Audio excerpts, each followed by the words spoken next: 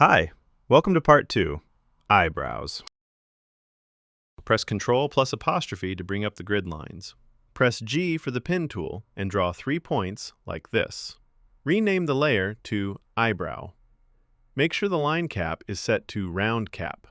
Go to Contents, Shape 1, Transform Shape 1, and select Anchor Point. Press Y for the Pan Behind tool and move the anchor point to the center of the eyebrow.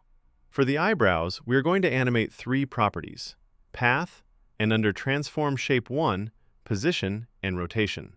Don't get confused with the position and rotation under the main transform properties. Select the middle point, move it up a bit, Alt-click on it to make it a curve, and adjust the handles like this. This eyebrow will work for both smile and happy expressions. Add keyframes for all 3 properties. Copy the same keyframes and paste them for the laugh expression as well. Make sure all the keyframes are aligned with the keyframes of the mouth layer. Move the playhead to the sad expression. Alt-click on the center point and move it down.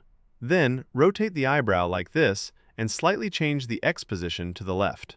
For the surprise expression, copy the keyframes from the happy expression, but move the middle point slightly upward.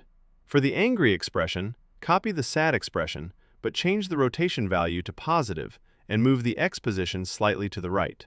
Select all the keyframes and press F9 for easy ease. Open the graph editor and edit the graph like this, similar to the mouth expression animation we created in part 1. Finally, for the other eyebrow, duplicate the eyebrow layer. Go to Scale, unlink it, and set the X value to -100 to flip it.